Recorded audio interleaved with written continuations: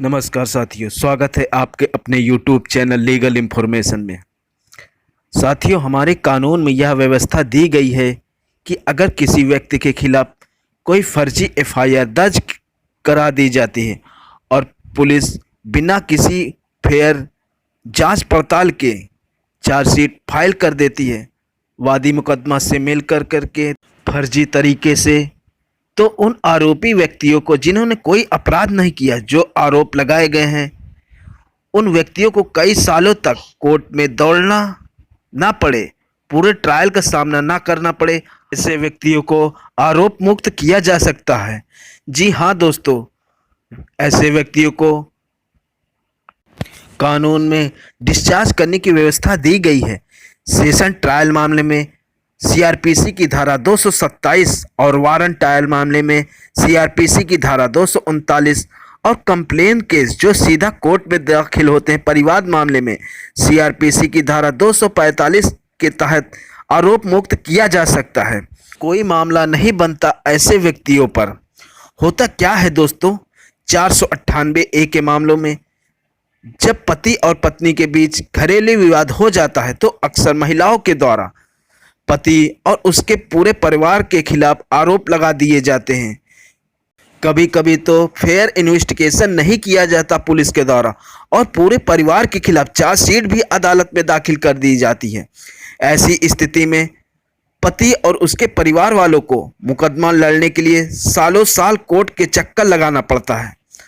दोस्तों, अभी 19 जुलाई 2022 को बॉम्बे हाई कोर्ट के द्वारा 498 ए के मामलों में पति पक्ष के यानी कि आरोपित पक्ष के 8 लोगों को आरोप मुक्त कर दिया गया और एक बहुत ही महत्वपूर्ण फैसला सुनाया गया।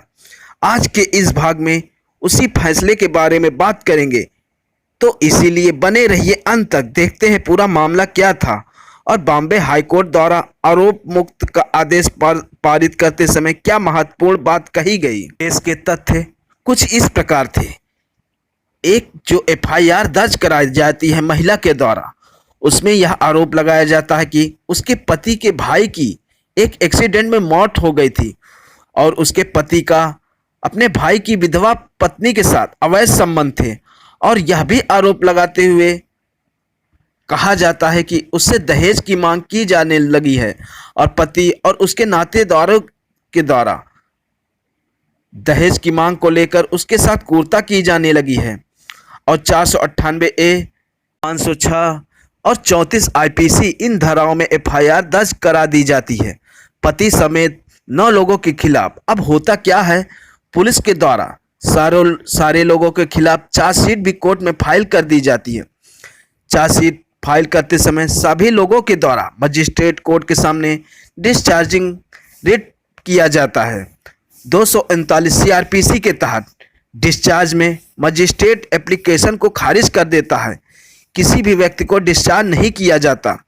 दोस्तों, हम अक्सर देखते हैं कि लोअर कोर्ट और डिस्ट्रिक्ट कोर्ट में डिस्चार्ज को अदालतें ज़्यादा महत्व नहीं देती, जबकि यह बहुत ही महत्वपूर्ण प्रोविज़न है।